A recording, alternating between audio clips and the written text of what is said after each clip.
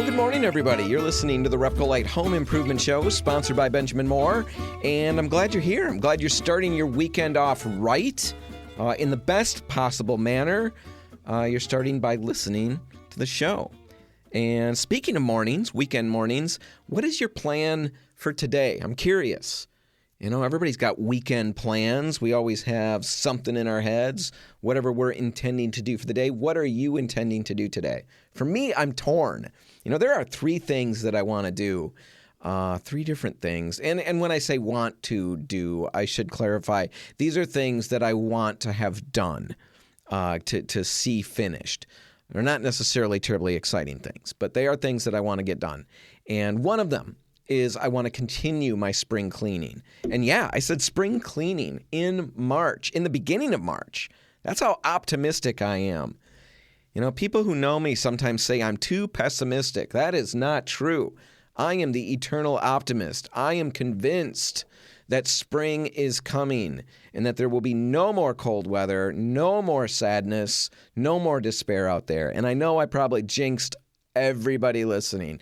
You know, all of us are probably going to have a terrible, terrible, cold, snowy March because of everything I just said. But really, I'm thinking positive. And I did start spring cleaning last week, and I tackled a spare room that we've got, a spare bedroom, and we went to town in there. Let me tell you, let me just brag a little bit. We went nuts. We got out the Fabuloso, or Fabulosa. I don't remember how it's spelled. I know how it smells. That's what I know about it. And it's the purple stuff. And I got that out. We went to town. We washed the walls. We washed the windows, and we washed both sides.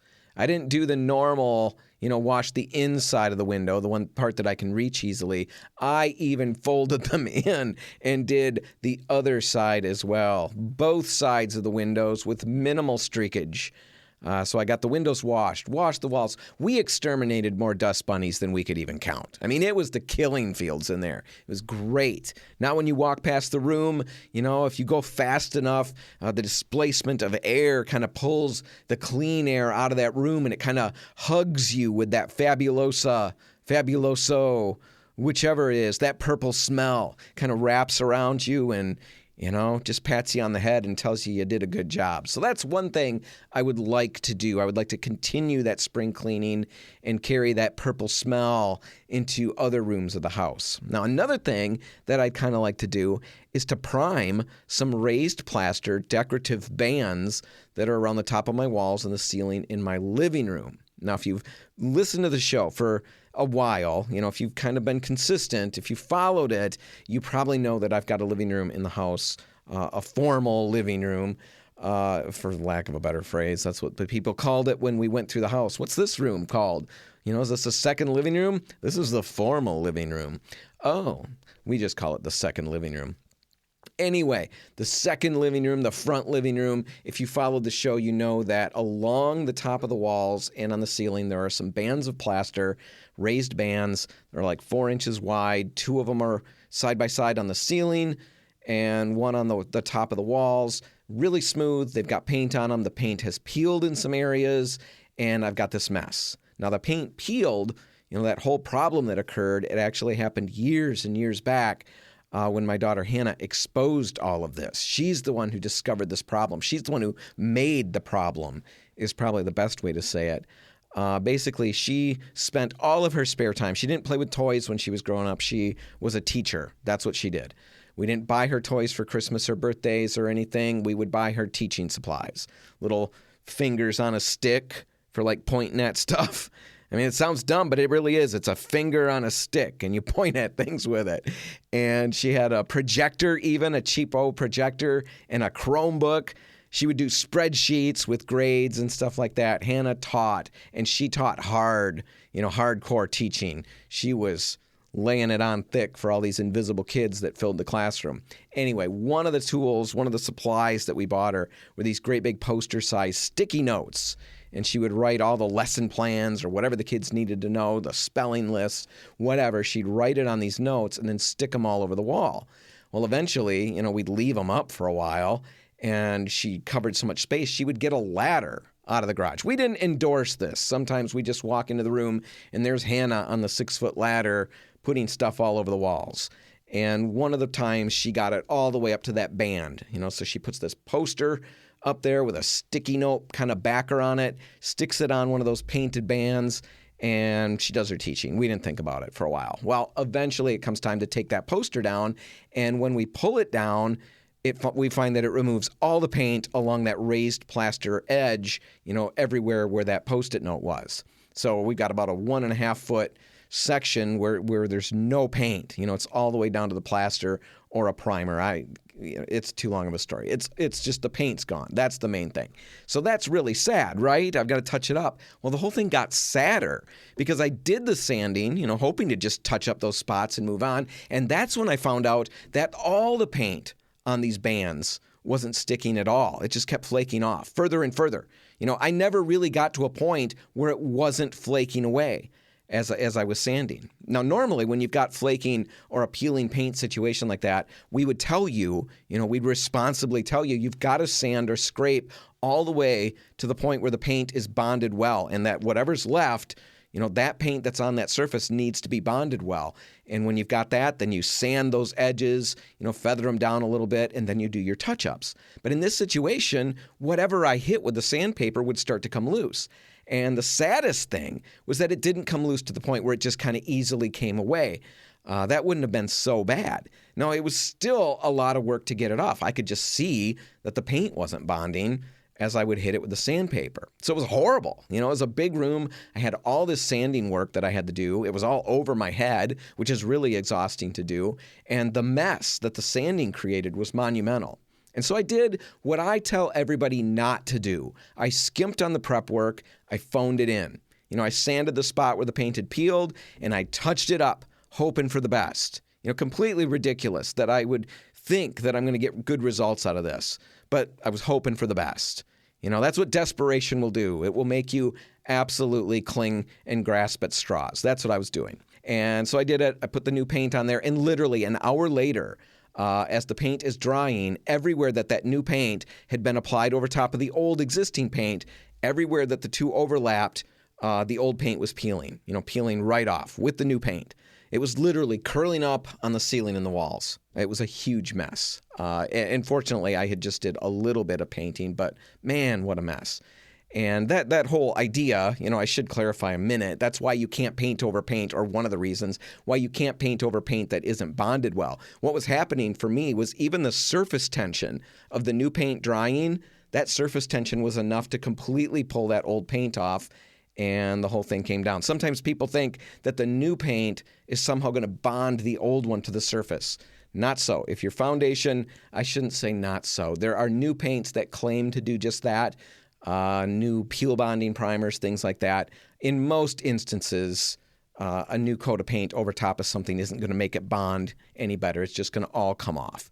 All right, so that's what I'm dealing with. It was a monumental mess, and I sat on that for I don't even know how many years. I've talked about it on the show for 3 years, and I just lived with that mess. It was embarrassing when people would come over. It was frustrating because I absolutely, of course, hated how it looked. Who likes that? The peeling paint on the ceiling. I do like this aesthetic.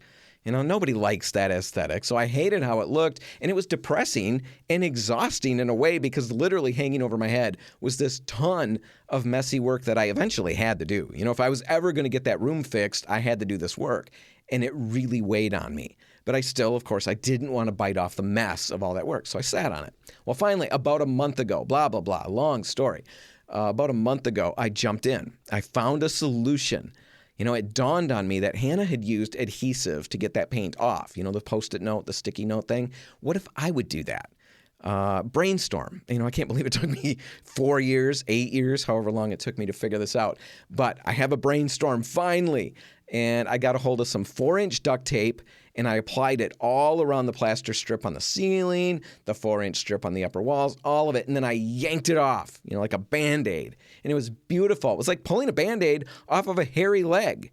All kinds of little hairs stuck to the adhesive, and then this bare patch on your shin, right? That was what was happening on my walls. Paint came off in huge sections, all stuck to the back of my tape, and it was great. The mess was minimal. I didn't have flakes all over the place. Most of it's on the tape, and I was removing almost 85% of the paint with that technique.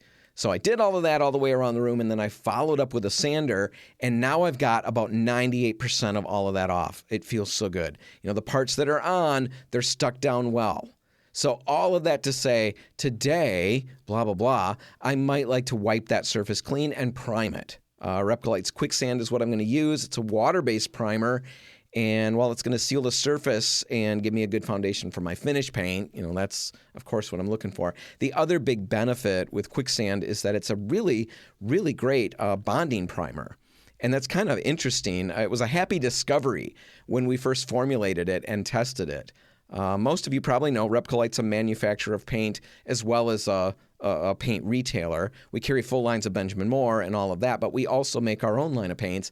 And we make everything from interior primers and wall and trim paints all the way to industrial products and wood coatings, varnishes for floors. We even make line striping paint for parking lots and so on, all kinds of stuff. Well, we formulate all these products in our lab in Holland, and our chemists are always working, to fine-tune and innovate.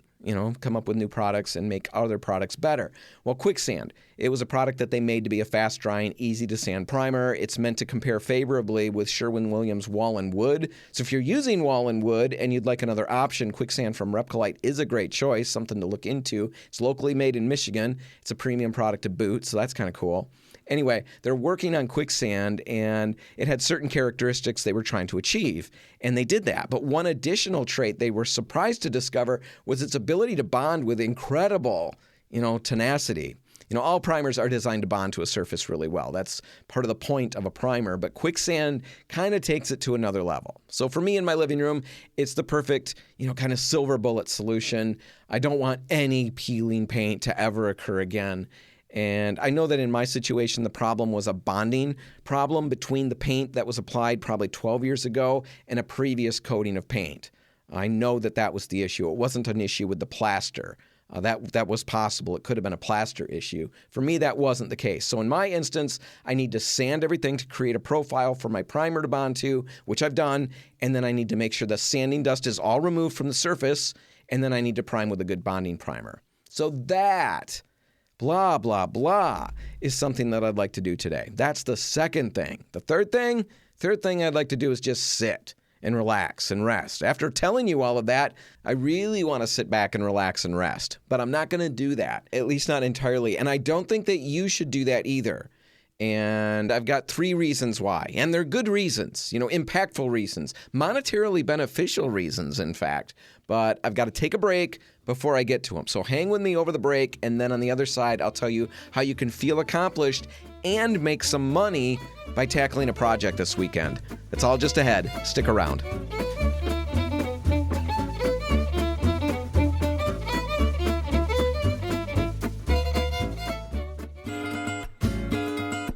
Welcome back. You're listening to the RepcoLite Home Improvement Show, sponsored by Benjamin Moore.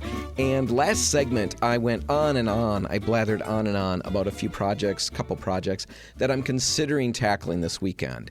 And I mentioned that I've got 3 good reasons for doing this, for jumping into the work, reasons to work rather than relax. And I also suggested that these reasons might inspire you to take on a project or two as well. And as a bonus, one of these 3, even has a financial payoff. So let's get to that. What are these reasons to work rather than relax? Well, the first one is this. Spring is coming. It really is coming. And when it does hit, I'm going to want to be outside getting the yard cleaned up. I know myself really well. I'm going to want to be getting the garden ready, cleaning the garage. That's how bad I've got the winter blues. I've got clean the garage on my calendar, and I've got it circled with a heart. I'm that excited to just get outside and get things done. So done with winter that cleaning the garage looks fun. It gets a heart on the calendar. That's sad. I want to do that. I want to winterize the snowblower, another heart. Winterize that thing and put it away. I want to get the mower ready. All of those things. I'm going to have outdoor projects coming out of my ears when the weather turns, and my indoor projects are going to get put on the back burner. Happens every single year. So while it's still too early right now to do those outdoor things, it is the perfect time to finish up the things on your indoor list. So start your spring cleaning a little bit early. Get a head start on it. If you've got, a room or two maybe that needs paint in the house, do that now. Tackle those projects now so you've got them crossed off your list before the weather calls you outside. All right, that's the first reason. Another reason to get those jobs done is because the alleviation of the guilt or the feeling of accomplishment is so powerful. The guilt or the accomplishment, it's two sides of the same coin. I've lived with a room that I've hated for, I don't know how many years, 8 years, 7 years. I've talked about it on the show for 3 years. But that room, that mess that happened in that room with the peeling paint and Hannah pulling the little poster off the wall and exposing it all, that happened a long time ago, and I have lived with it and hated it for all that time. Maybe I'm unique in this, or maybe I think I'm going to be like a fair amount of you, but I didn't tackle it. I didn't finish that project for all those years because it was completely overwhelming to think about. I knew it was going to be a ton of work, a ton of mess that I was going to create. I wasn't sure how I was going to do it. A lot of reasons led to my procrastination on that project, but leaving it undone, that really weighed me down. And finally, when I had enough of it and I tackled it, I learned a huge lesson that I hope I can remember in the future. A lesson that I really hope I can pass along to everybody listening. In fact, if you don't hear anything else that I say on this show, maybe ever, I don't know, I haven't thought this through that far, but for sure today, if you don't hear anything else, hear this. The work wasn't fun, that I did, but it wasn't as bad as I thought it was going to be, right? It wasn't great, but it was not nearly as bad as I thought it was going to be. In fact, the very worst moment, the hardest moment in that whole project was the moment when I stood up out of my chair and I went to the garage to get the ladder so I could start. It probably sounds utterly ridiculous and stupid, and maybe it is, but for me, that was the moment I had to power through. Once I had the ladder out and I was up there starting to apply my tape or starting to sand or doing whatever I was doing, once I was doing that, I was over the hump. I was warming up to the work at that point. I was listening to a book or music, and I started to gain momentum. And then the feeling of accomplishment kicks in, and I'm halfway around the room all of a sudden. Then I'm 3/4 of the way around, and then I hit that final section, and then I'm done. And that job that had hung over my head for however many years, all of a sudden I realized, a couple weekends ago that the worst part of it, the thing I dreaded forever, was finally over. And that was an incredible weight lifted. So a second reason to tackle one of those projects this weekend, one of those real naggy projects that you may have at home, is this. I can promise you the payoff of accomplishing it is worth the work that you'll put in. You're going to feel so good about getting that thing crossed off your list. Anyway, those are two reasons that are compelling me to work. A third reason is just for you. And it brings me back to the question that I asked at the start of the show.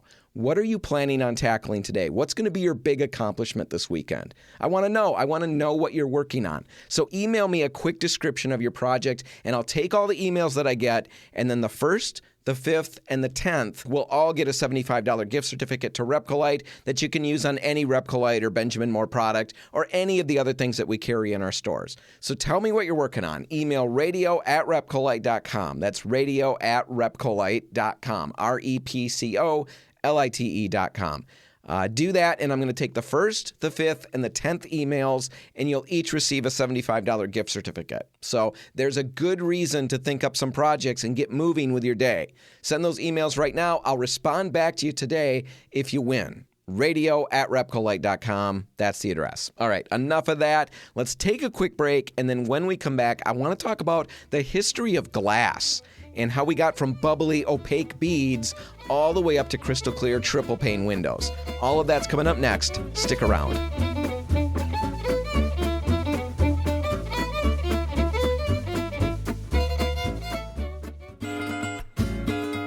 Welcome back. You're listening to the RepcoLite Home Improvement Show, sponsored by Benjamin Moore, and I hope that after last segment, I hope a lot of you are thinking about a couple of projects that you can tackle today or this weekend or even next week. Who cares? Just get some of these things crossed off your list. It feels great when you do that. And I do want to say, before I move on to the topic I want to talk about next, if any of the projects that you're thinking about tackling, if they do involve paint issues that you're not sure how to handle or work around, by all means, let us help. We're here to make your next job easier than you think it's going to be, and we'll help you find your colors, we'll help you choose the best products for whatever you've got cooking, and we'll also help you troubleshoot any issues that you're dealing with. With my plaster problems, the first thing I did was run the situation past some of the people at RepcoLite. I had my own ideas about what was going on, but there are people here with way more experience. They've been here longer yet, and they help me figure out the source of the problem. So whatever you've got going on, if it's paint related,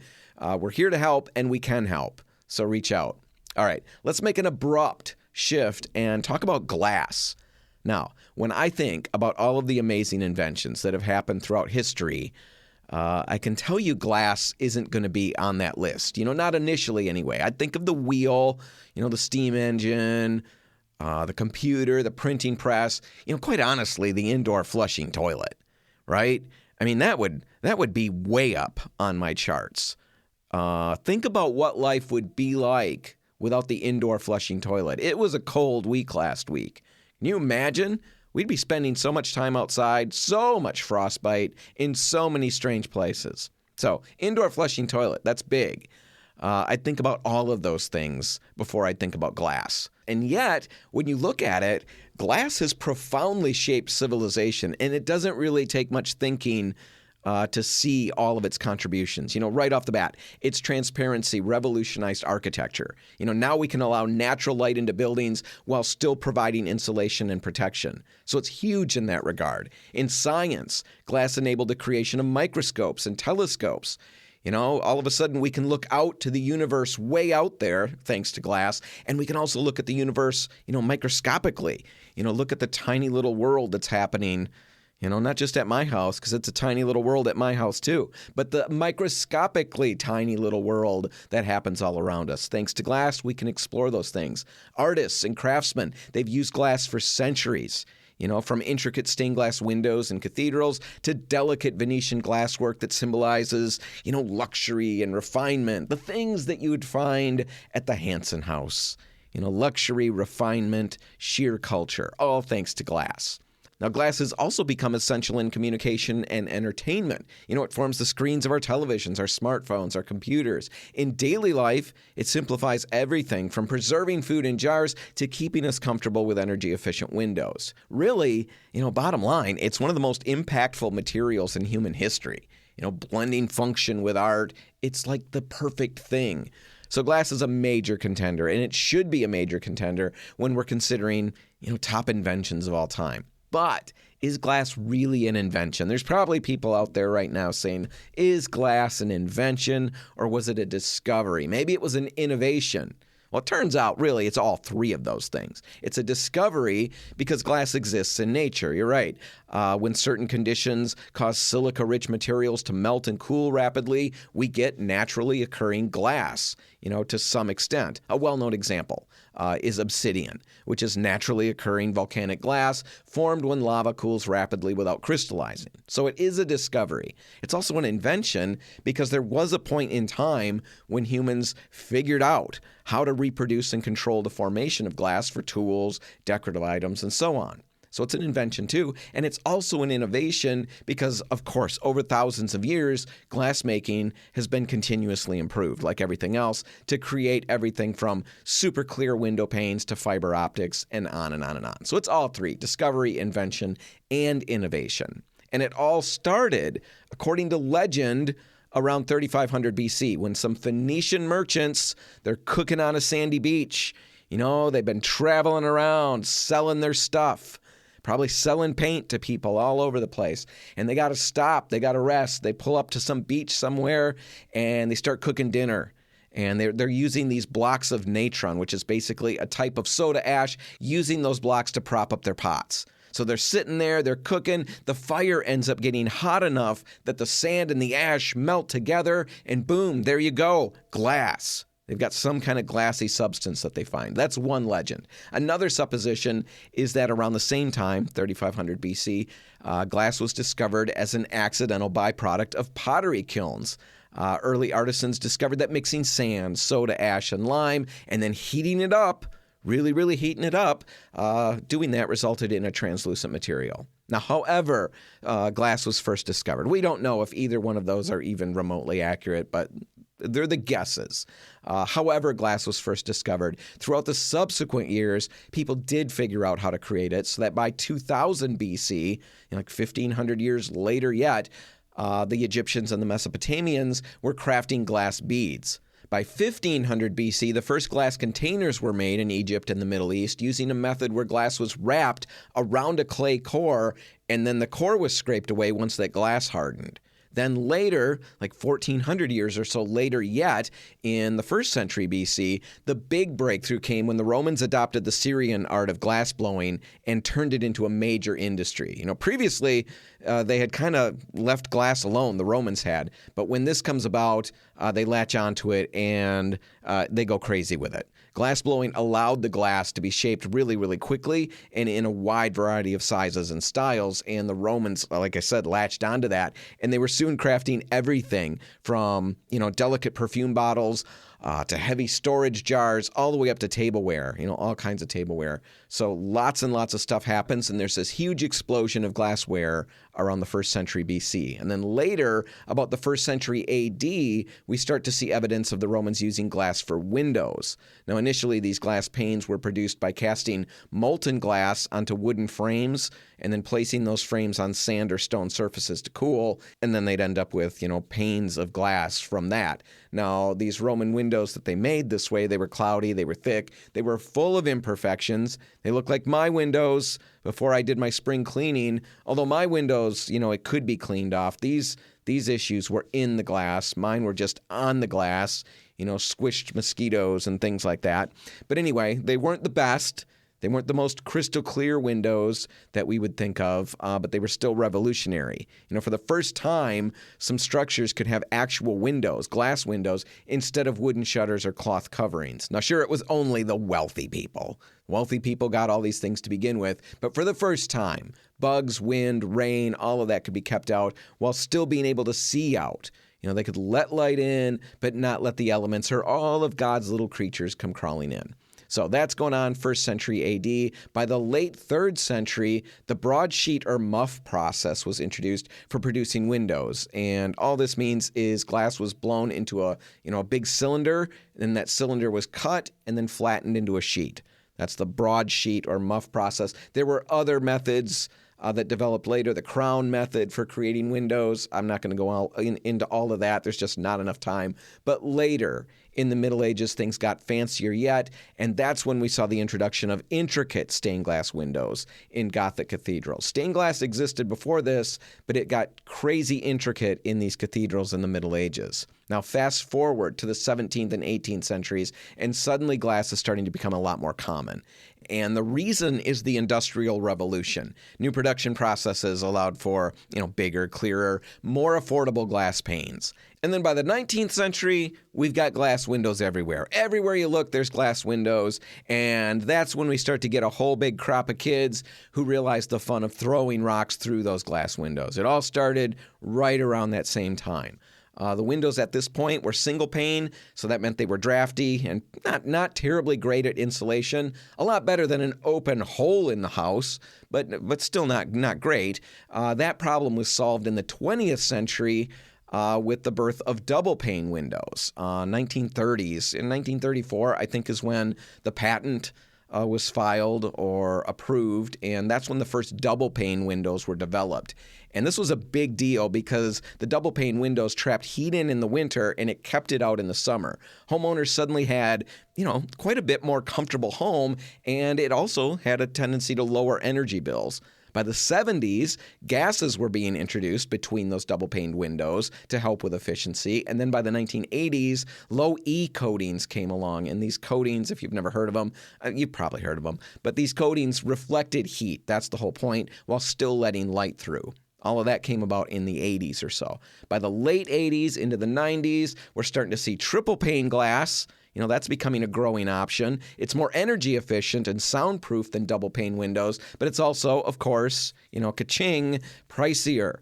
And that's kind of where we're at. I mean, there's advancements. There's always advancements, but that gives you a really good thumbnail sketch of the history of glass, how we got from, beads in the sand somewhere, glass beads in the sand, all the way up to windows in our homes. So now let's take a break, and when we come back, I want to kind of settle in on windows and talk about some common issues that occur and how you can deal with them. That's all just ahead. Stick around.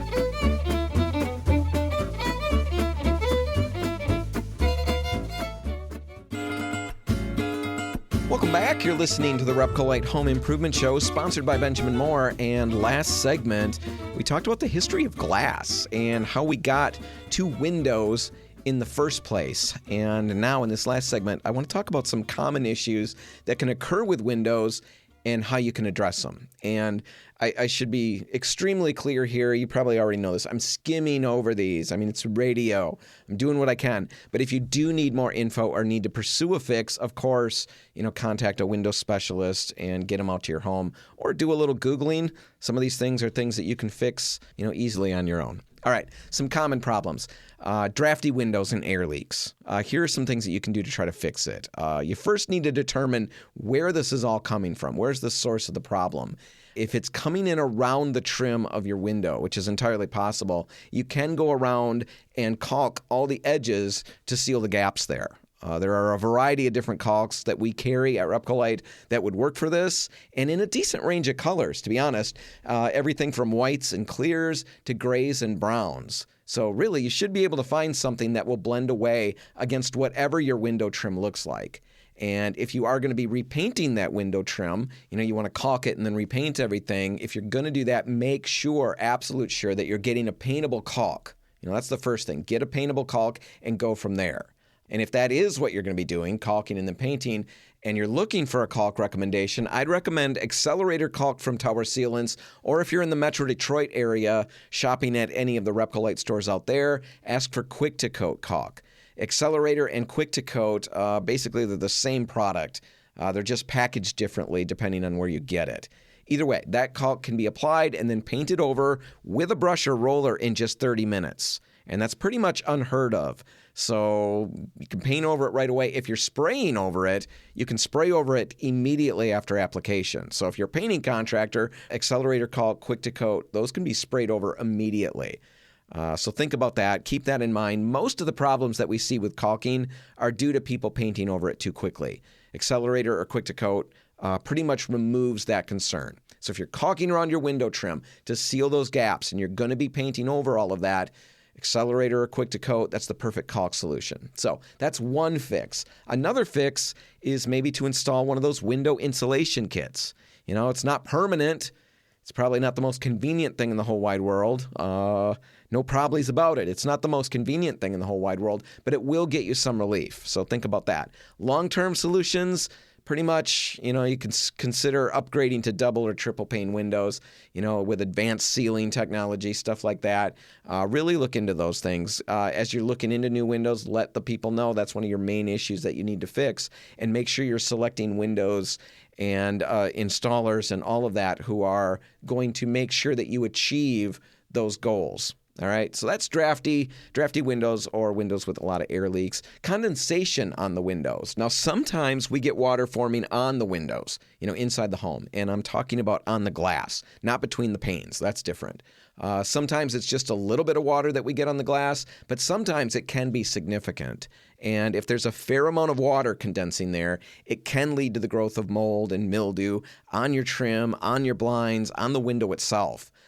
Reality, this really isn't a window problem per se. The condensation appears when warm, moist air comes into contact with a cooler surface. And even though we're in winter and the air in the home seems pretty dry, condensation can still occur on windows as long as there's a significant temperature difference between the warm indoor air and the cold window surface. Now, the moisture that we've got in our indoor air comes from pretty much everyday living, cooking, showering, doing the dishes, pretty much any activity that we do that uses water adds to it. Right now, a lot of us this time of year are running a humidifier in the home to help with the dry air. But even doing that, running that humidifier obviously is adding to the condensation problem on the windows if you're experiencing one. So some things to try. If you've got that problem going on and you want to limit it or minimize it, lower, first off, the settings on your humidifier if you're running one. See if you can lower it down to the point where you find the balance, the butter zone, the Goldilocks number between humidifying the air enough but not too much. See if you can do that. Another thing you can do is run your exhaust fan when you're boiling water while cooking. You can run the bathroom exhaust fans during and after showering. The rule of thumb when you're running your bathroom fan, just to throw this out there, is that you run that bathroom fan until the mirror is clear. And I'm talking about you're doing this if you've got a condensation problem on your windows. If you don't, well, then you're just sucking the home completely dry, and you're going to static cling yourself into kingdom come. So this is for the people with the window problems, with the condensation on the windows. Another trick that you can try, or a solution, it's not a trick, you use the trickle vents on your windows if you've got them. And trickle vents, if you're unsure of what these are, they're essentially slits in the frame. They're staggered on the inside and the outside, and they've got a cover that can be opened and closed. If you've got newer windows and you see these little trickle vents, make sure they're opened. That can help a lot by providing continual ventilation. All right, that's condensation on the glass. What if you've got condensation between the two panes of glass? Now, if that's where it's happening, the cause for that is that there's a broken seal in the window. And fixing this is usually going to need an expert. Depending on the condition and the age of the windows, it's possible that just the glass unit can be replaced, and that can save you some money. Other times, if it's just not worth doing that, you're probably looking at replacing the entire window to get things back up to speed so you can see through it and enjoy the clarity of the view rather than look at all that condensation in there. All right. What about windows that won't open or close properly? This really stinks, right? You got a window, you can open it. All you want to do is just enjoy the fresh air or whatever, and it keeps lowering itself closed, or it doesn't slide up easily, or whatever. Well, if you've got that going on, there are a complete huge list of reasons why it could be doing this. You'll have to do a little research here. It could be swollen wooden frames, moisture problems or something like that has swelled the wooden frames. It could be warped components. It could be any number of things. In my double hung replacement windows at home, there's a component in the track that's called a pivot shoe. Pretty much most of the windows that we all encounter are going to have these. Not all, but most. Most replacement windows will. There's a pivot shoe, it's called. It's something that we don't usually see when everything's working fine. But I've had a number of times when the window won't stay open. It just kind of slides its way down. And then when I try to close it, it won't go all the way down because there's this small mechanism thing in the track that seems to be blocking it. Well, if you see that or have that going on, that's the pivot shoe right there. It's not in the right place. And what happens is sometimes that window sash can come loose from that pivot shoe if the window is tilted incorrectly or if it's forced out of alignment. Either way, the good news is that if this has happened to you, it's a relatively simple fix. I don't have time to walk through it here because there are some specifics that it's too much to explain in the time I've got. But I've got a great video linked in the show notes. So if this sounds like your issue and you want to know the simple fix to getting everything working just fine again on your own, a do-it-yourself solution, probably take you 20 minutes, if that, just head to RepcoLite.com and check out the show notes for episode 398. I'll have a link for the video right there. You can watch it, and he'll walk you through everything you need to know. Now, for window issues beyond this pivot shoe problem, you really need to determine whether repairs are possible or if a full replacement is necessary to maintain functionality and safety. Now, if your window sticks, all the things we talked about, it doesn't stay open, won't open smoothly, but you can't see anything obvious, there's no obvious damage or obstruction, it's possible the issue could be due to the house settling. Over time, a shifting foundation will cause windows, window frames to become misaligned, and that can make operation difficult. Now, if you do suspect that, I've got that going on in a window in my home, it may be worth consulting Ayers Basement Systems or a similar foundation specialist to assess whether the settling is normal. It's just kind of it happened, it's a done deal, this is what you've got, move on. Or if there's a bigger problem, the house is sinking, into some kind of sinkhole. It's not fun to find that out, but it's better to find it out now than it is to find it out later. Anyway, those are some common window issues and some of the solutions. Dig into it further if you've got any of those issues. All right, that's all the time we've got. We're going to wrap this one up. If you want to catch it again, you can find it online at RepcoLite.com. Whatever you do today, make sure paint's a part of it. Have a great weekend, everybody, and I'll see you next week. I'm Dan Hansen. Thanks for listening.